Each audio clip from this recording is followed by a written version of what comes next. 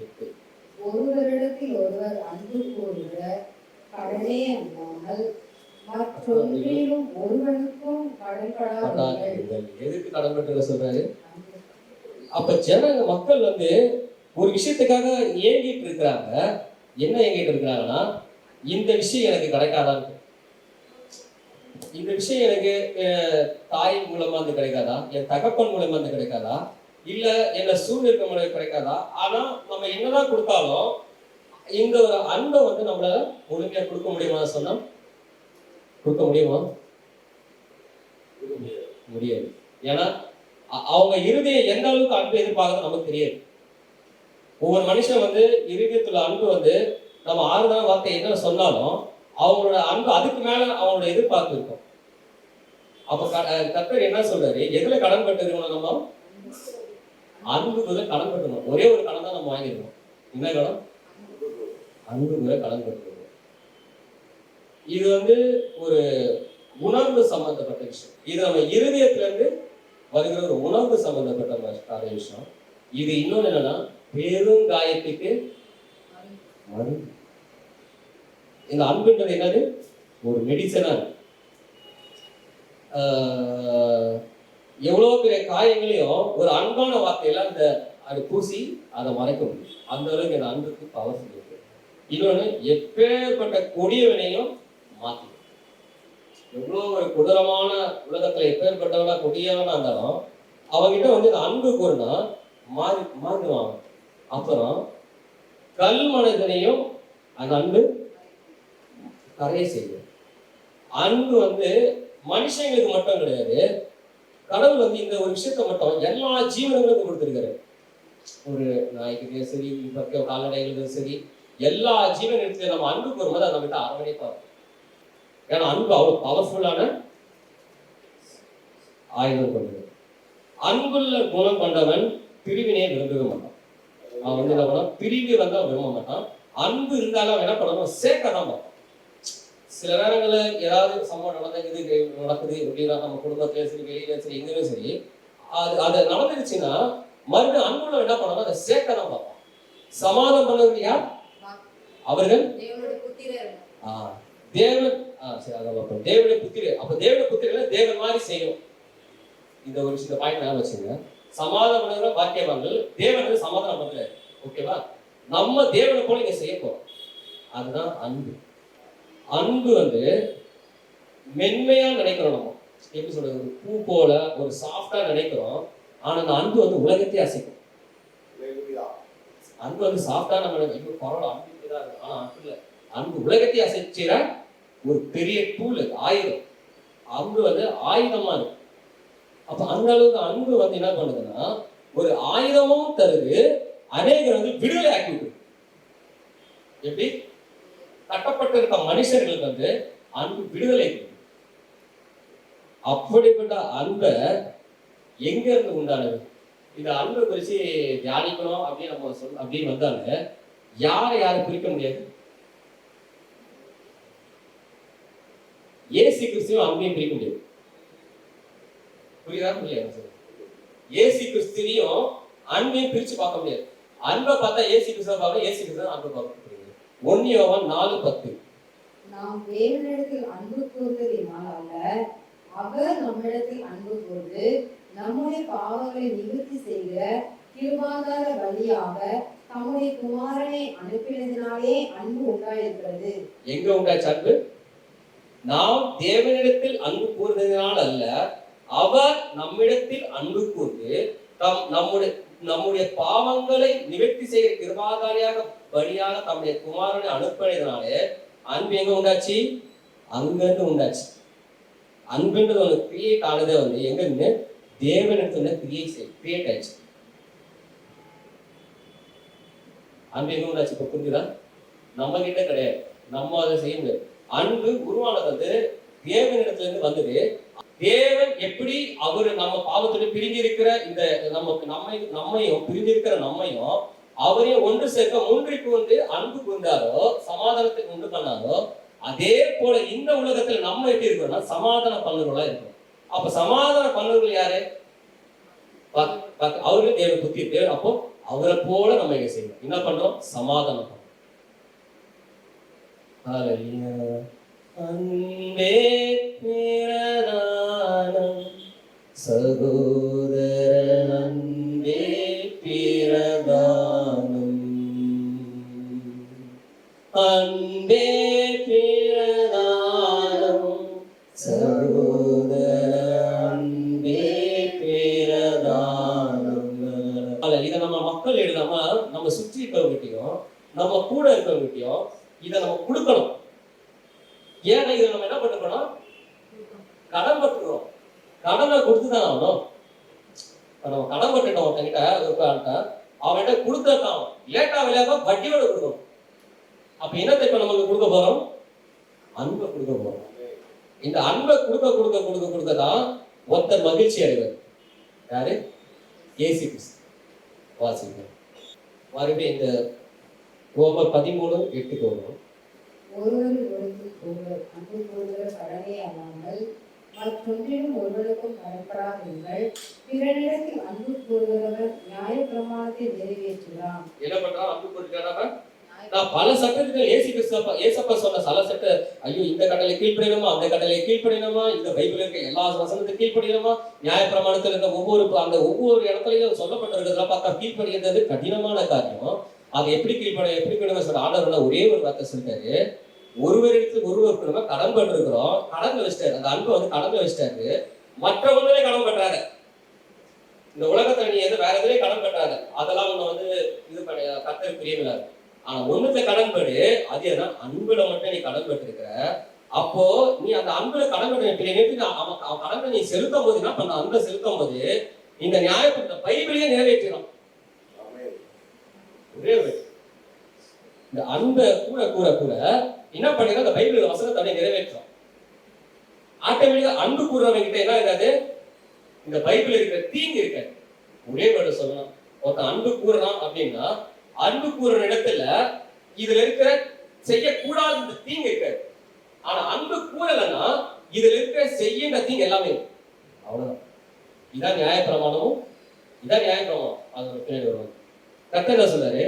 இதை நீ மற்றவர்களுக்கு நீ கடன் பட்டு அந்த கடனத்தை செலுத்தும் போது உனக்கு ரிட்டர்ன் என்ன கிடைக்கும்னா நீ வந்து நியாயப்பிரமாணத்தை நிறைவேற்றிக்கிட்டே வருது. அவ்வளவுதான். இதுதான் கிறிஸ்தவன்றது. இந்த ஒரு விஷயத்தான் அடங்கி. இதை புரிஞ்சுக்கிறதுக்கு எனக்கு பல வருஷம் பைபிள் படிக்கவே கர்த்தர் எங்க வந்து என்ன சுத்தி நமக்கு சில நேரத்துல பிரச்சனை வரும்போதும் சரி, சில நேரத்துல போராட்டங்கள் வரும்போதும் சரி, நம்ம பேஸ்ல பார்த்தோம்னா அன்புல தான் நம்ம அடி வாங்கிடுவோம். எங்கேயாவது யாருக்காவது மனசு கஷ்டமா நம்ம பேசியிருப்போம், இல்ல எங்கேயாவது யாருக்காவது வந்து நம்ம ஏதாவது நம்ம செய்திருப்போம். அது கர்த்தரை வந்து விசனப்படுத்திடும். அப்ப கர்த்தர் வந்து உணர்த்துறது என்னன்னா, இந்த அடித்தளமான எதை செய்தாலும் இப்போ உதாரணத்துக்கு பவுலை எடுத்துக்கிட்டீங்கன்னா, இன்னைக்கு பெரிய பெரிய ஊழியம் செய்ததுக்கு காரணமே அவரோட பேஸ்மெண்ட் இன்ஜின் என்னது? பவுலையை தான் இன்னைக்கு வேதத்துக்கு போறதுனா நல்ல ஊழியம் செய்தவர். அந்த மனுஷன் ஊழியம் செய்யறதுக்கு பிரதானமான இன்ஜின் எதுனா, கிறிஸ்துவின் அன்பு என்னை நெருக்கி ஏறுது. எப்படி ஒரு இன்ஜின் ஸ்டார்ட் பண்ணி கீழே அந்த மோட்டர் தள்ளுதோ, அந்த கிறிஸ்துவின் அன்பு இன்ஜின் ஏவனானா நம்ம இயேசு கிறிஸ்துவை பிரகாசிக்கணும். இல்லைன்னா ஊழியத்தை செய்யலாம். எல்லாருமே ஊழியத்தை செய்யறாங்க, எல்லாருமே இருக்காங்க. ஆனா ஒரு தாய் வந்து ஒரு சாப்பாட்டை குழந்தை ஊட்டுதானா, ஏன் தாயோட சாப்பாடு மட்டும் குழந்தைக்கு ஸ்பெஷலா இருக்கு? எல்லாரும் ஜென்ரலா படம் பேசுறாங்க, தாயோட அன்பு சேர்த்து ஊட்டுறோம் அப்படின்னு சொல்லி. அப்ப அந்த அன்பு இணைந்து நம்ம ஊழியத்தை செய்யும் போது அது ருசியா இருக்கும். நீ அன்பு இணைந்து நீ சுவிசேஷன் சொல்லும் போது அந்த சுவிசேஷன் ருசியா இருக்கும். நீ அன்பு சேர்ந்து நீ ஆவிக்குரிய வாழ்க்கையில் வாழும்போது அந்த வாழ்க்கை ருசியா இருக்கும். நீ அன்பு கூர்ந்து வீட்டுல பேசும்போது அந்த வீட்டுல இருக்க பேச்சுகள் ருசியா இருக்கும். நீ அன்பு கூர்ந்து என்னென்ன காரியத்தை அன்புனால செய்யறியோ அது ருசியா மாறும். அன்புதான் உப்பு தான் அன்பு. அந்த உப்பு தான் சாதம். எப்பவே அன்பு அப்படியே வச்சுக்கிட்டே இறக்கிட்டு 9ஆம் வசனம் அப்படியே கண்டினியூ பண்றேன். எப்படி என்றால், விபச்சாரம் செய்யாதிருப்பாயாக, கொலை செய்யாதிருப்பாயாக, களவு செய்யாதிருப்பாயாக, பொய் சாட்சி சொல்லாதிருப்பாயாக, இச்சியாதிருப்பாயாக என்கிற இந்த கற்பனைகளும் வேறு எந்த கற்பனையும் உன்னிடத்தில் நீ அன்பு கூறுகிறது போல பிறனிடத்தில் அன்பு கூறுவாயாக என்கிற ஒரே வார்த்தையிலே தொகையாய் அடங்கி அடங்கியிருக்கிறது. அவ்வளவுதான் முடிஞ்சிச்சு. பல சட்டத்திட்டங்கள் போடும். எப்படி என்றால், விபச்சாரம் செய்யாதிருப்பாயாக, கொலை செய்யாதிருப்பாயாக, களவு செய்யாதிருப்பாயாக, பொய் சாட்சி சொல்லாதிருப்பாயாக, இச்சையாதிருப்பாயாக என்கிற இந்த கற்பனைகளிலும் வேற எந்த கற்பனையும் முன்னெடுத்து நீ அன்பு கூறுகிற அன்பு கூறுவாயாக என்ற ஒரே வார்த்தையில தொகையா தொகை அடங்கிடுச்சு. அந்த அன்புக்குள்ள இவ்வளவு சட்டத்திட்டங்கள் உள்ள வந்துருச்சு. அப்ப அந்த அன்பு இல்லைன்னா இவளுக்கு உள்ள வந்ததுதானே அர்த்தமும். அன்பு இல்லைன்னா இந்த எல்லா விஷயமும் உள்ள வந்தோட வெளியே காமிக்க மாட்டோம். இப்போ கொலை செய்யாத பையனாக்கா எப்படி சொல்ற பைபிள் பொறுத்த வரைக்கும் பகை, விபச்சாரம்னா என்ன, இச்சை, இந்த மாதிரி எல்லாத்தையும் உள்ள வச்சுட்டு இருப்பான். அதை வெளிப்படுத்தினவன் இது லிஸ்ட்ல வரும். ஆனா வெளிப்படுத்தாம ஜனங்கள் கோடிக்கணக்கான ஜனம் எல்லாமே தான் சுத்தி நிற்கிறாங்க. யாரு வெளிப்படுத்துறவன் தண்டனை அனுபவிக்கிறான், வெளிப்படுத்தாத உள்ளேயே வச்சுக்கிட்டு வெளியே நான் அப்படி அப்படியா. ஆனா அன்பு இருந்தா இந்த எல்லா விஷயத்துல இருந்து முழுமையா விடுதலை பெறும்.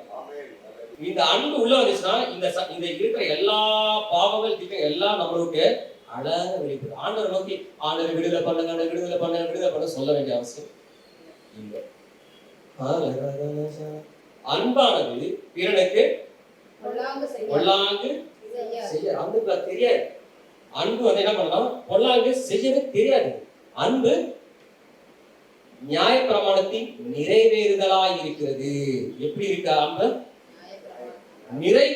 முடிஞ்சிச்சு, பினிஷ். நிறைவேறுதல் என்னன்னா முடிஞ்சிருச்சு.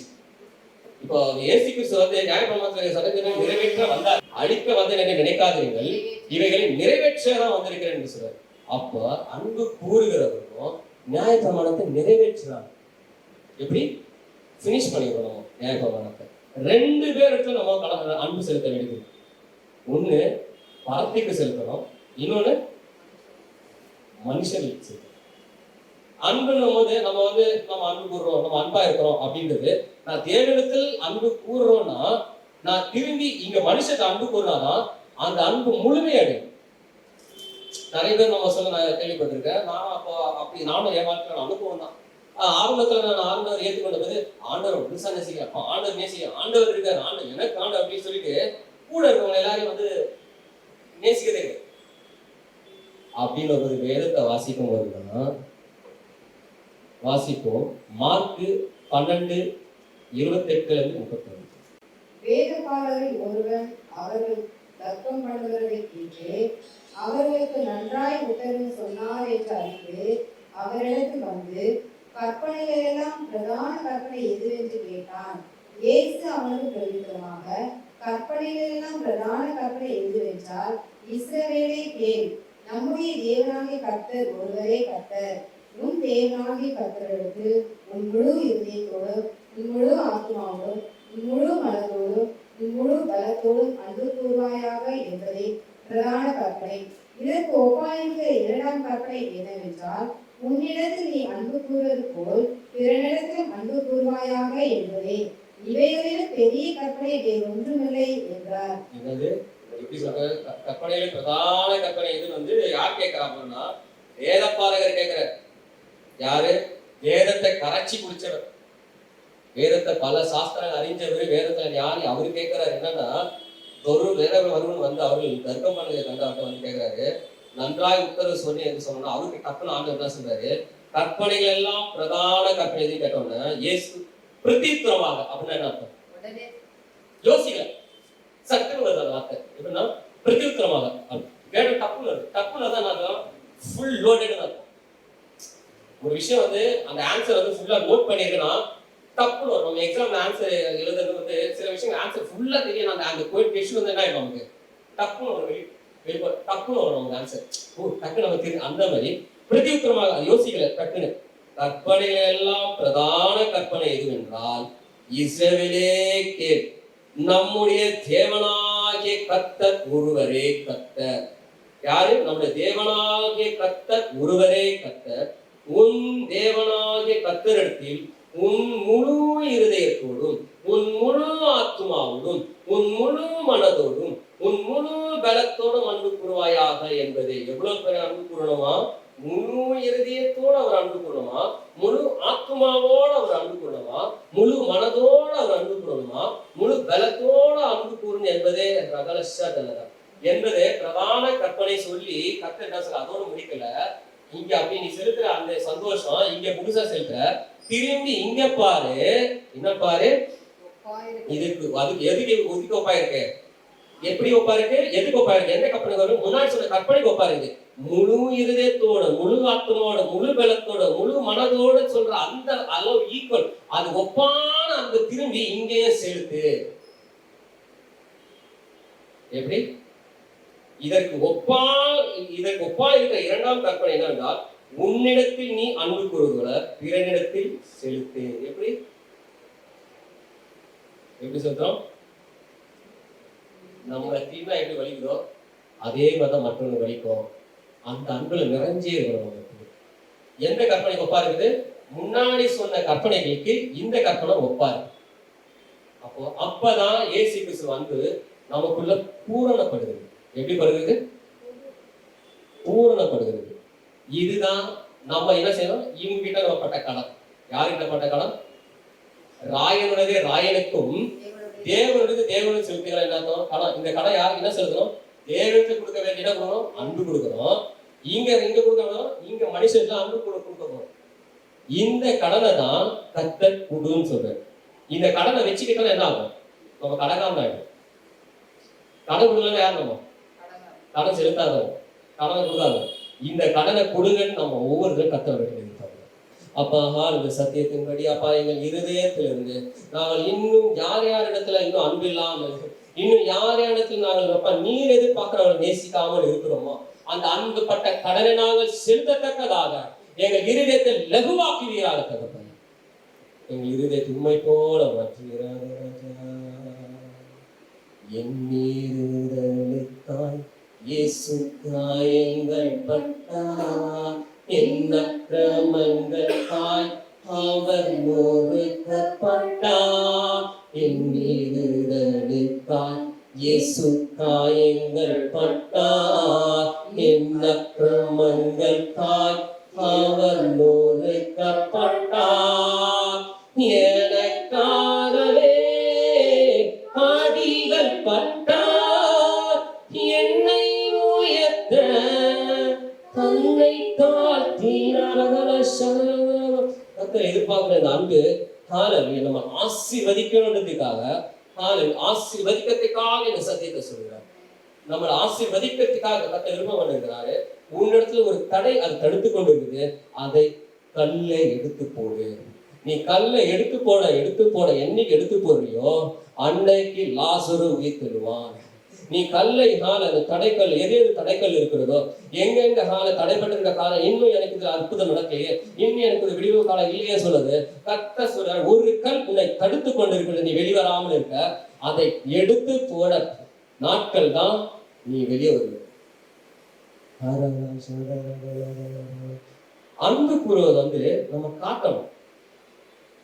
தேவனுக்கு அன்பு கூறுவோம் என்பதை நம்ம எப்படி காட்ட முடியும்? ஏதாவது தெரியுமா? தேவனுக்கு நம்ம அன்பு கூறுன்றதை எப்படி காட்டணும்? யோவான் 14:23. இயேசு அவருக்கு பிரதியுத்தரமாக, ஒருவன் என்னில் அன்பாய் இருந்தால் அவன் என் வசனத்தை கைக்கொள்வான். என்ன பண்ணுவாங்க? முதல்ல என்ன பண்ணுவாங்கன்னா அன்பு கூறுறதை எப்படி அதை நம்ம காட்டணும். இயேசு கிறிஸ்து நம்ம முழு பலத்தோட அன்பு கூறுறோம் எல்லாம் சொல்றோம். ஆனா வாயில வார்த்தையில சொல்லிட்டு நம்ம போயிட்டே இருந்தா, வாய் வார்த்தை நம்ம கூட நமக்கு அன்புனது. இப்போ ஒரு அன்புல நம்ம இப்ப இயேசு கிறிஸ்து நமக்கு வந்து கிருபாதார பணினா என்ன அர்த்தம்? கிஃப்டா நமக்கு ஒப்பு கொடுக்கப்பட்டது. அவர் வந்து நமக்கு எப்படி ஈவு. இயேசு கிறிஸ்து நமக்கு வந்து இன்னைக்கு நம்ம பாவம் செஞ்சு எல்லாம் பண்ணலாம், அக்கிரமம் பண்ண எல்லாம் முடிச்சுட்டு எல்லாமே பண்ணிட்டோம். கிருபைன்றது ஒரு கிஃப்ட். அந்த கிஃப்டை கொடுத்தா அவர் வெண்பை வெளிப்படுத்துறாரு. இயேசு கிறிஸ்து வந்து அன்பை நான் அன்பு கூறுறவான்னு சொல்லல, அந்த அன்பை வந்து வெளிப்படுத்துறதுக்கு ஒரு கிஃப்ட் கொடுத்தாரு. அது யாரும் என்ன கொடுத்தாரு? அவர் கிஃப்ட் என்ன கொடுத்தாரு? அவரே கொடுத்தாரு.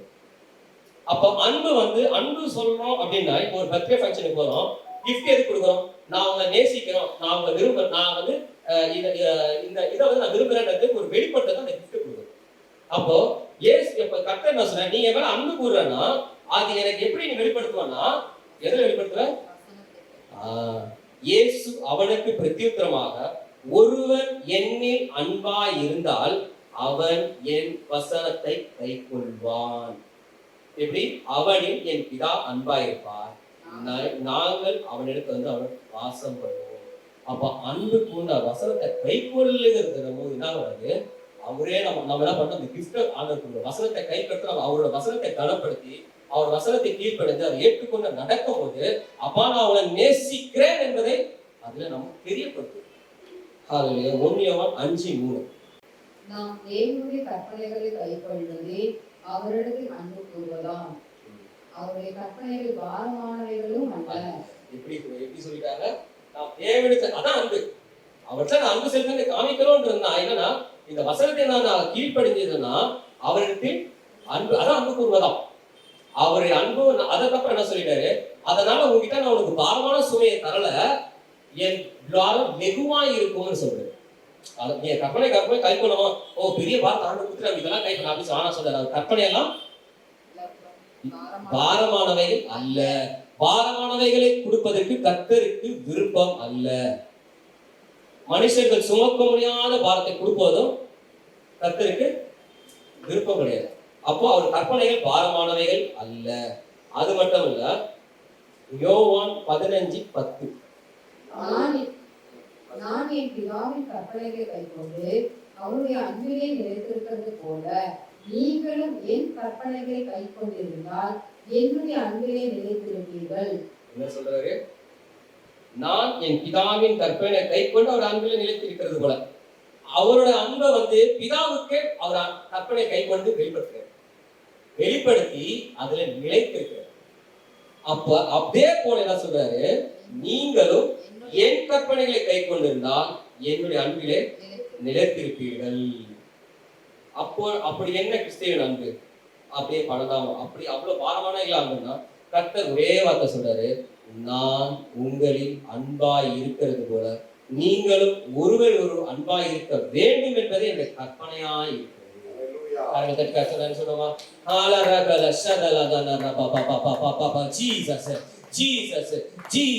கிறிஸ்துவே அன்பானவர், கிறிஸ்துவே அன்பானவர், அன்பில்லாதவர். அப்ப அன்பில்லாதவர் அவரை கண்டடைய மாட்டான் என்று வேதம் சொல்லுகிறது. அவர் அன்பான தேவனாய் இருக்கிறபடியாக, அவர் அன்பான தேவனாய் இருக்கிறபடியாக, அவர் அன்பான தேவனாய் இருக்கிறபடியாக அவர் எப்படி பிதாவின் அன்பை கற்பனை கைக்கொண்டு அன்பை வெளிப்படுத்தினாரோ அதே போல நாமும் இந்த உலகத்தில் அவருடைய கற்பனைகளை கைக்கொண்டு அவருடைய நிலைத்திருந்து அந்த கற்பனை பாரமானவர்கள் அவர் என்ன உன்னிடத்து அன்பு கூறுவது போல அன்பு கூறுவாயாக. அந்த கற்பனையை தான் கர்த்தர் ஒவ்வொரு நாளும் நமக்கு எதிர்பார்க்கிறோம். ஒவ்வொரு செகண்ட் எதிர்பார்க்கிறோம். இப்போ வெளியே போற ஜனங்கள் எல்லாம் பார்க்கணும். எப்படி நம்ம பார்க்கணும்? நம்ம கண்ணில் எப்படி பார்க்கணும்? அந்த கிறிஸ்துவின் அன்புல நம்ம போல பார்க்கணும். ஐயோ இந்த ஜனங்கள் பெருதர் அடிக்கடி அதை சொல்லுவேன். அந்த பாரத்தோடவே ஐயோ இந்த பல்லாவரம் அதெல்லாம் நான் கேட்கும் போது ரொம்ப தட்டி எழுப்போம். நமக்கும் உள்ள தூங்கி எழுப்போம். ஐயோ இந்த பல்லாவரத்துல ஜனங்கள்லாம் நரகத்துல போனா என்ன ஆகும்? ஐயோ நேற்று கூட சொன்னார் ஒரு இடத்துல இங்கே கூட, ஐயோ இந்த இடத்துல இருந்து நம்ம சுத்தி இருக்க ஜனங்கள்லாம் பக்கத்துல வீட்டுல இருக்க எல்லாருமே நரகத்துல போனா என்ன இருக்கும்? அன்பு. நான் ருசி கண்டுட்டேன், நான் பரலோகத்துக்கு வந்துட்டேன். அது கர்த்தர் விதைச்சதுதான் எனக்குள்ள நமக்கு வராது. என்னன்னா அவங்க அடிக்கடி அந்த நீ வந்து இப்படி இருப்ப, நீ வந்து அப்படி இருப்ப, நீ பரலோகத்தை அப்படி இருப்ப, ஆண்டவன் ஆசீர்வதிப்பார், எல்லாம் பண்ணுவாரு அப்படி இப்படி சொன்னாங்க. சந்தோஷமா நான் பண்ணுவேன் எல்லாம். நான் முன்னாடி பிரியாணி சாப்பிடுவேன், நான் பிரியாணி சாப்பிடுறேன். ஆனா என் முன்னாடி ஒருத்த கஞ்சி சாப்பிட்டு இருக்க கூடாது. புரியுதா? நான் பிரியாணி சாப்பிடுறேன், என்ன ஆசீர்வாதம் என்ன எல்லாம் பண்றாரு ஆண்டவர். ஆனா அதே மாதிரி நான் எதிர்க்க பார்க்கும்போது என் முன்னாடி எல்லாரும் கஞ்சி சாப்பிட்டு இருக்கிறது எனக்கு விருப்பம் கிடையாது. நான் பிரியாணி சாப்பிட்டா அவங்களும் பிரியாணி சாப்பிடுவேன். புரிஞ்சவங்க கைத்தட்டி கத்து நன்றி சொல்லுங்க. அந்த பாரத்தோட தான் நம்ம ஏங்கணும் ஒவ்வொரு நாளும். இது நம்ம மேல போட்டது, இது எனக்குள்ளதான் வந்து இருக்காது. பரிசுத்தாவியான என்னைக்குள்ள வராது, அன்னைக்கு அவர் அன்போட உள்ள வந்துருக்காரு. அவர் அன்பு வந்து நமக்குள்ள விதைச்சிருக்காரு. அப்ப அந்த அன்பு தான் என்ன சொல்லுது? நான் நல்லா ஆசீர்வாதமா இருக்கேன், நான் ஏசி கிறிஸ்து ஆக்கிட்டேன், எனக்கு நாளைக்கு பரலோகம் இருக்கு. இந்த உலகன்றது நிரந்தரம் கிடையாது. ஆனா நம்ம நித்திய காலமா இருக்கு. நம்ம இனி மனுஷனுக்கு அழிவே கிடையாது, மரணம் கிடையாது. அப்ப நித்திய நம்ம சந்தோஷமா இருக்க போறோம். ஆனா உன் அக்கம் பக்கத்தினர் உனக்கு கீழே இருக்கு இந்த சூழ்நிலை எவ்வளவு ஜனங்கள் எல்லாம் எது என்ன அந்த அன்போட நம்ம ஒவ்வொரு நாளும் ஏங்க கத்துக்கு நம்ம கண்டு எதிர்பார்க்கிறோம். நம்ம வாயில வந்து கிறிஸ்துவ அன்பை வெளிப்படுத்துறது கத்து இருக்கோம்ல, நம்ம அன்பினால அவர்களை அன்பு வெளிப்படுத்தணும். இப்போ தேவ இடத்துல நம்ம அன்பு கூறதை வெளிப்படுத்திட்டோம். மனுஷருக்கு அன்பு கூறதை எப்படி நம்ம வெளிப்படுத்த முடியும்? யாராவது சொல்ல முடியுமா? மனுஷன் நம்ம அன்பு கூறுறதை எப்படி வெளிப்படுத்தும்? யாராவது சொல்ல முடியுமா?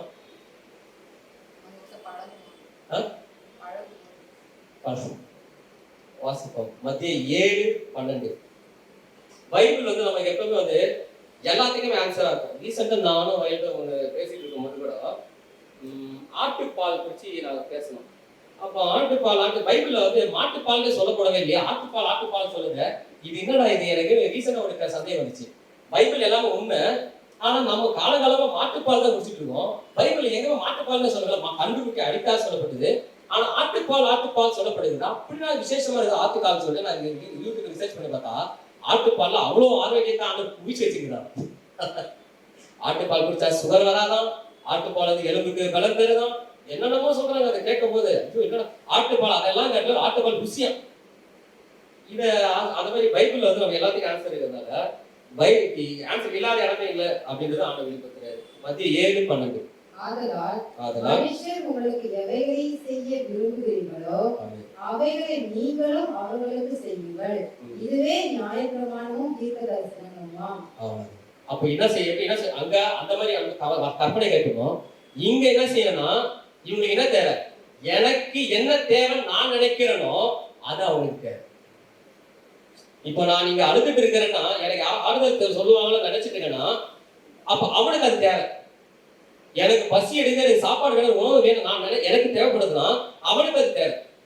எனக்கு ஒரு வீடு, எனக்கு என்ன என் வீடு என் குடும்பம் எப்படி இருக்காங்க நம்ம நினைக்கிறோமோ, என்னென்ன நம்ம குறிச்சு நம்ம நினைக்கிறோமோ இதையெல்லாம் அவனுக்கு நீ செய்து அவனும் கிறிஸ்துவ வெளிப்படுத்து. ஆதலால் மனுஷர் உங்களுக்கு எவைகளை செய்ய நீங்க விரும்புகிறீர்களோ. இப்போ நமக்கு என்ன செய்ய நம்ம விரும்புறோமோ நம்ம என்னென்ன விரும்புறோமோ அதை எல்லாத்தையும் அவனுக்கு செலுத்து. ஹல்லேலூயா சொல்லுவோமா? ஹல்லேலூயா ஸ்தோத்திரம் ராஜா. அப்ப மனுஷர் எனக்கு இப்போ என்ன செய்ய நம்ம நினைக்கிறோமோ அதையெல்லாம் அவங்களுக்கு செய்து செய்து செய்து செய்து செய்து செய்து இங்க கிறிஸ்துவை நம்ம வெளிப்படுத்தும். அதை ஆன்சர் பண்றோம். அங்க வசனத்தை கீழ்ப்படைஞ்சு வசனத்துக்கு ஆண்டவருக்கு நடந்து கர்த்தருக்கு அந்த அன்பை வெளிப்படுத்துறோம். இங்க இந்த மனுஷர்களுக்கு என்னென்ன வேணும் இதை செய்து இங்க அன்பை வெளிப்படுத்துறோம். அப்ப நம்ம ரெண்டு கற்பனையும் அப்ப நம்ம என்ன பண்ணிடுறோம்? நியாய பிரமாணத்தின் நிறைவேறுதலா இருக்கும். ஹல்லேலூயா. இதை ரெண்டும் செய்ய ரெண்டு கற்பனை கைக்கொள்ள ஆண்டு எழுந்துக்கும் போதும் உட்காரும் போதும் போகும்போதும் இதுதான் நம்ம இன்ஜினா ஈகணும். நம்ம ஊழியத்துக்கு போனதாலும் இந்த இன்ஜினை தான் நம்ம செயல்படும். அப்போ நம்ம என்ன பண்ணணும்? நம்ம பூரணர்களா ஆகிடும். எப்படி ஆகிடும்? பூரணப்பட்டவர்களா ஆகிடும். வாசிப்போம் தொடர்ந்து. அன்பு அப்படின்னு சொன்னா உங்களுக்கு யார் ஞாபகம் வரும்? இயேசு கிறிஸ்துவும் அன்பும் நம்ம வேதத்துக்கு யார் நம்ம வயிற்றுக்கு வரலாம்? யோவான் தான் இருக்காங்க. எனக்கு யோவான் தான் ஏன்னா அவர்கிட்ட தான் மார்பல சாந்தி. நம்ம இப்ப என் அப்பாக்கு மேல கூட எனக்கு சாந்தி கிடையாது. இவருடைய வாழ்க்கைக்கு எங்க அப்பா மேல கூட எனக்கு சாந்தி கிடையாது. அந்த எனக்கு அந்த நான் நீங்க ஆரம்பிச்சிருக்கலாம். ஆனா இயேசு கிறிஸ்துவே வாலிபர், அவரே வாலிபர் வச்சுக்கிறாரு. அவர் மார்பல ஒருத்த சாஞ்சாருன்னா கிறிஸ்துவை வந்து எப்படி இருந்திருப்பாங்க? அது பாக்கியவான்கள் அவர்கள் எனக்கு தெரிஞ்சிருக்காங்க. ஏன்னா அந்த அளவுக்கு மார்பல் சாஞ்சு அது வந்து ஒரு முக்கியமான கட்டம். அந்த கட்டத்துல மார்பல் சாஞ்சிட்டு இருக்கிறாங்க. அதனால எப்பவுமே கிறிஸ்துவின் அன்பு அப்படின்னு சொல்லும்போது இயேசு கிறிஸ்து அன்பு வரும். எனக்கு யோவான் அப்படி பின்னாடி வருது. 1 யோவான் 4:7-8. பிரியமானவர்களே, ஒருவரில் ஒருவர் அன்பாய் இருக்க கடவோம். ஏனெனில் அன்பு தேவனால் உண்டாயிருக்கிறது. அன்பு யாரால் உண்டாயிருக்கு? தேவனால். இது எப்பவே வந்து நம்ம மைண்ட்தான். அன்புள்ள எவனும் தேவனால் பிறந்து அவரை அறிந்திருக்கிறான். அன்பில்லாதவன் தேவனை அறியான். தேவன் அன்பாகவே இருக்கிறார். ஹல்லேலூயா சொல்லுமா? தேவன் எப்படி இருக்காரு? அன்பாகவே இருக்கிறார். அப்ப அவர் எப்படி இருக்கிறார் அப்படியே நம்ம இருக்கணும். நம்ம எப்படி இருக்கணும்? அன்பாகவே இருக்கணும். அவர் எப்படி இருக்கிற அவர் இருக்கிற பிரகாரமாகவே நாம் இந்த பூமியில் இருக்கிறோம் வசனம் சொல்லுதுல. அப்ப அவர் எப்படி அன்பா இருக்கிறார்னா நம்மளுடைய அன்பாவே இருக்கும்போது என்ன அவர் இருக்கிற பிரகாரமாகவே நம்ம இருக்கிறோம்னு அர்த்தம். பிரியமானவர்களே, இவர் ஆரம்பிக்கும் போது எப்படி ஆரம்பிப்பாங்க? பிரியமானவர்களே, அங்கேயே அன்பை புரிஞ்சுட்டாரு. பிரியமானவர்களே, ஒருவரில் ஒருவர் அன்பா இருக்க கடவும். நீ தூரத்துல பாகிஸ்தான் மேல அன்பா இருக்க தேவையில்ல, அமெரிக்கா மேல அன்பா இருந்து ஜெபம் பண்றத உன் கூட இருக்கவங்கள அன்பா இரு, உன் கூட இருக்கிறவங்க அன்பா நடந்துக்கோ, அன்பா இருக்கு. ஏனெனில் அன்பு தேவனால் உண்டாயிருக்கிறது, அன்புள்ள எவனும் தேவனால் பிறந்து அவர் அறிந்தே இருக்கலாம். நான் இயேசுக்கு அறியணும், நான் இயேசுக்கு அறியணும், நான் இயேசுக்கு அறியணும் நினைக்கிறோம். அப்படி சொல்லல. வேதம் என்ன சொல்லுன்னா, நீ அன்பு கூறுற போது என்னன்னா, அன்பு கூறுறவன் கூறுறவன் தேவனால் பிறந்து அவரை அறிந்துச்சான். யார் அறிஞ்சிட்டானா? தேவனே அறிஞ்சிட்டான். தேவனை வந்து நம்ம எப்படி அறிஞ்சு யோசிப்பா? தேவன் நினைச்சாலும் இவருக்கு பிரமாணம் வருது. ஆனா தேவனை ஒருத்தன் அறியணும்னா அன்பு கூறவன் அவரை அறிஞ்சான். ஒருத்தன் அன்பு கூற இன்னைக்கு ஆரம்பிச்சிட்டானா அவனுக்கு ஒரு ரகசியம் தெரிஞ்சிருச்சு. என்ன ரகசியம்? தேவன் யாரும் தெரிஞ்சிச்சு. தேவன் யாரும் தெரிஞ்சதுனால அவனுக்குள்ள என்ன பொறுப்படுதுன்னா அவனோட அன்பு பொறுப்பு. அதை தொடர்ந்து வாசிப்போம். அன்பு இல்லாதவன் தேவனை அறியான். அவ்வளவுதான், முடிஞ்சிச்சு. அப்படியே ஷார்ட் ஆயிடுச்சு. அன்பு இல்லாதவன் தேவன் அறியான், அன்பு தேவன் அன்பாகவே இருக்கிறார். அதோட அப்படியே வாசிப்போம். தம்முடைய ஒரே பேரான குமாரனாலே நாம் பிழைக்கும்படிக்கு தேவன் அவரை இவ்வுலகத்திலே அனுப்பினதினால் தேவன் நம்மேல் வைத்த அன்பு வெளிப்பட்டது. பிரியமானவர்களே, அந்த தேவன் இவ்விதமாய் நம்மிடத்தில் அன்பு கொண்டிருக்க நாமும் ஒருவரிடத்தில் ஒருவர் அன்பு கூற கடனாளிகளை. மறுபடியும் இங்க இவர் திசை கொண்டாரு. இந்த ஒரு விஷயத்துல நாமும் அன்பு கூற கடனாளிகளா இருக்கிறோம். பிரியமான தேவன் இவ்விதமாய் நம்மிடத்தில் அன்பு கொண்டது போல கொண்டிருக்க நாமும் ஒருவருக்கு அன்பு கூறுவோம். தேவனை ஒருவரும் ஒருபோதும் கண்டதில்லை. ஏன்னா தேவன் யாரை பார்க்க முடியுமா? தேவனை யாரை பார்க்க முடியுமா? தேவனை யாரையும் பார்க்க முடியாது. அப்ப தேவனை ஒருத்தன் பார்க்கணும் அப்படின்னு நினைச்சிட்டானா அவன் இங்க என்ன பண்ணுவானா, அப்ப இங்க தேவனை பார்க்க முடியும். இந்த வசனத்தை வெளிப்பாடு கொடுக்கப்படுது. என்னன்னா, தேவனை ஒருவரும் ஒருபோதும் கண்டதில்லை, நாம் ஒருவரிடத்தில் ஒருவர் அன்பு கூர்ந்தால் தேவன் நமக்குள் நிலைத்திருக்கிறார். அப்ப எங்க இருக்கிற தேவன்? நம்ம பார்க்கல, எங்க இருக்க தெரியல, என்ன பண்ணாலும் தெரியல. நம்ம ஒரு வருஷம் நமக்குள்ள இல்ல, நமக்குள்ள நான் சொல்லல. நம்ம ஒரு கணவன் மனைவி தான், கணவன் மணி ரெண்டு பேரும் ஒண்ணு அன்பு கூறும்போது அங்க நமக்குள்ள இருக்கிறார். அப்ப நம்ம யாரை பார்த்துட்டோம்? தேவனை பார்த்து தேவன் நமக்குள்ள இருக்கிறார். இல்ல ஒரு இன்னொரு பியூட்டி என்ன அர்த்தம், அவருடைய அன்பு நமக்கு பூரணப்படணும். எப்படி நினைக்க முடியுதா? அந்த கிறிஸ்துவின் அன்பு, தேவனின் அன்பு நம்ம ஒரு இடத்துல ஒருவர் அன்பு கூறும்போது நமக்குள்ள பூரணப்பட்டிருக்கோம். கத்து நன்றி சொல்லுவோம். ஹalleluya, ஹalleluya. இந்த பைபிளே அன்பே உருவானது. ஹalleluya. அப்பா ஹalleluya. தேவன் அன்பாகவே இருக்கிறார். ராஜா ஹalleluya. கத்துக்கிட்ட வாக்காக நன்றி ராஜா. அப்ப நாங்கள் ஒரு இடத்துல அன்பு கூற கூற கூற கூற அப்ப நாங்கள் தேவன் ஒரு மனிதனை கண்டதில்லை, ஆனா நாங்கள் அன்பு கூற கூற அந்த அன்பு, உம்முடைய அன்பு எங்களுக்கு பூரணப்படுகிறதா இருக்கிறது ராஜா. அப்ப இந்த சத்தியத்திற்காக நன்றி சொல்லுவ கடவுள்.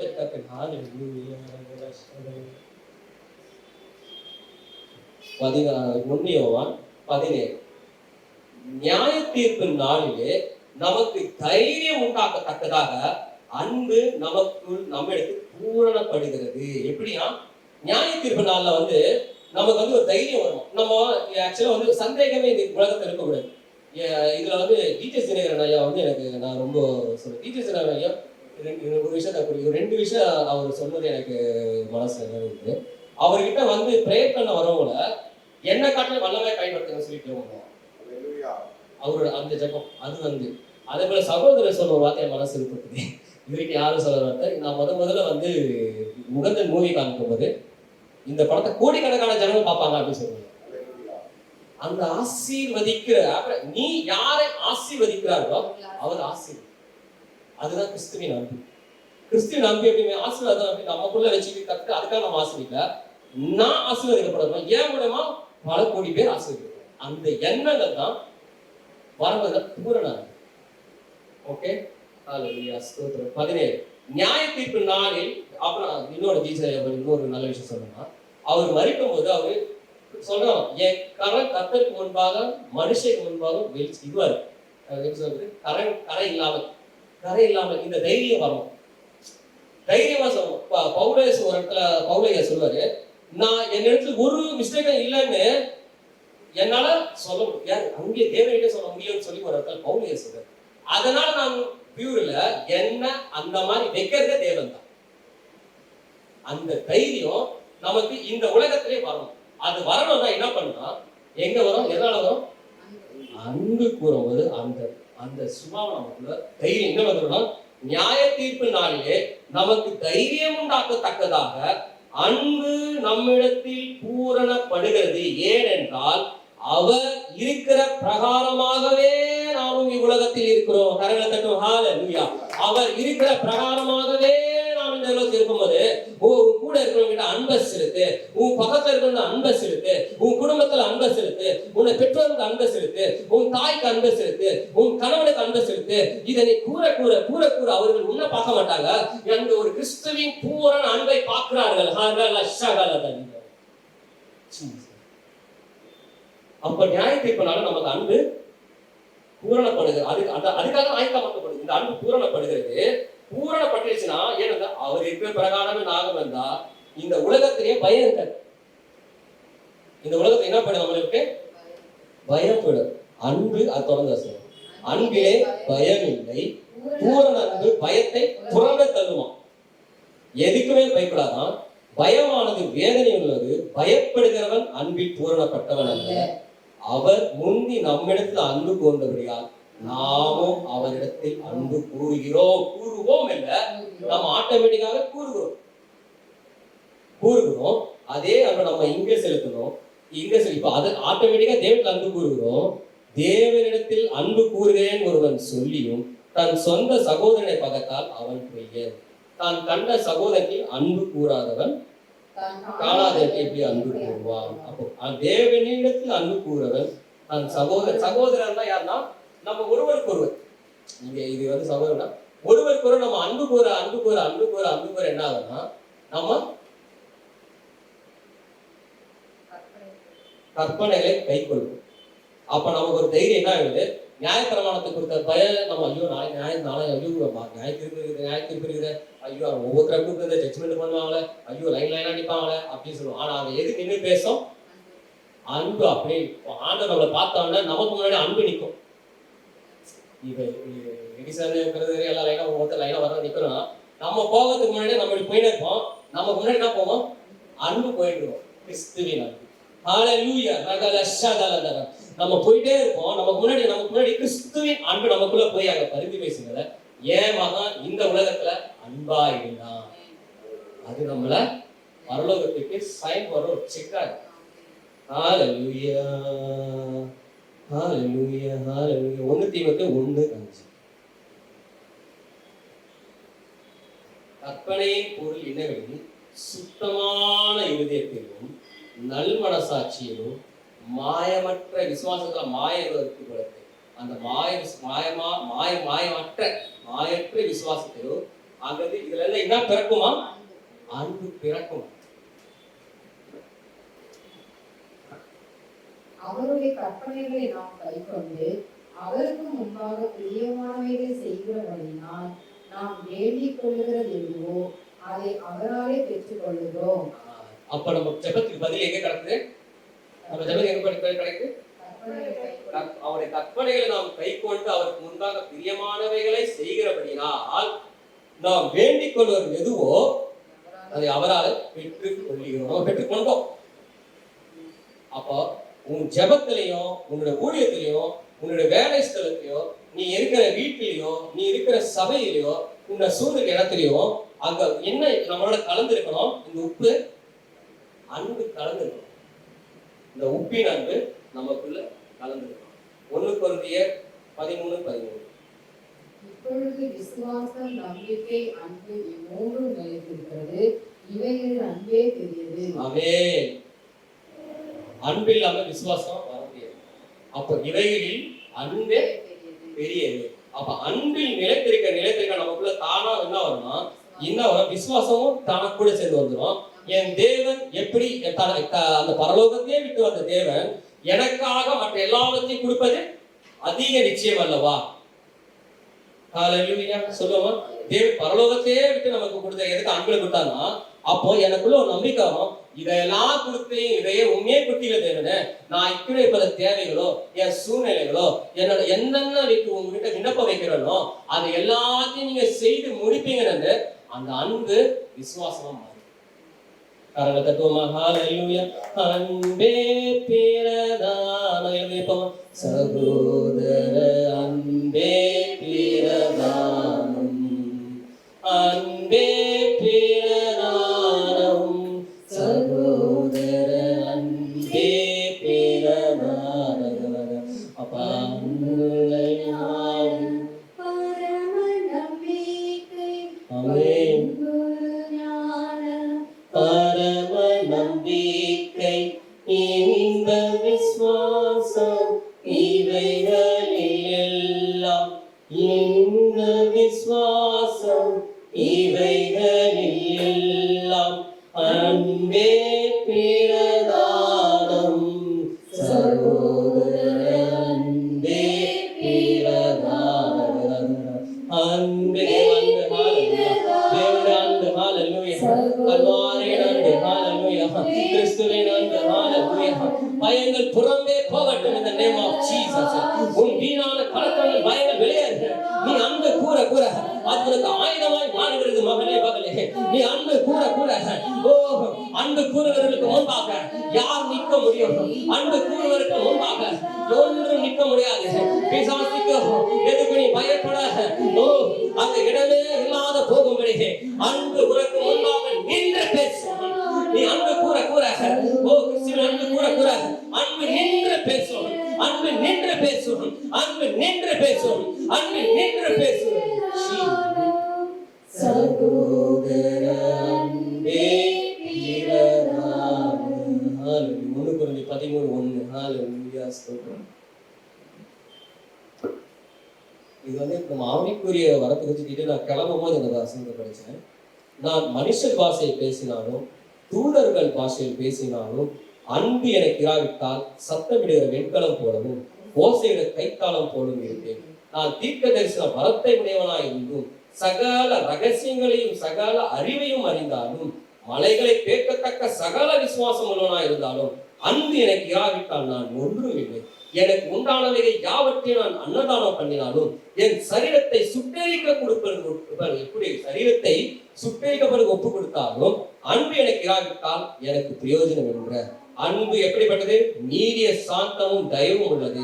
அன்புக்கு பொறாமை இல்லை. அன்பு தன்னை புகழாது, இருமாப்பாயிராது, அயோக்கியமானதை செய்யாது, தற்பொழிவை நாடாது, சினமடையாது, தீங்கு நினையாது, அநியாயத்திலே சந்தோஷப்படாது, சத்தியத்திலே சந்தோஷப்படும், சகலத்தையும் தாங்கும், சகலத்தையும் விசுவாசிக்கும், சகலத்தையும் நம்பும், சகலத்தையும் சகிக்கும். அன்பு ஒரு காலம் ஒழியாது.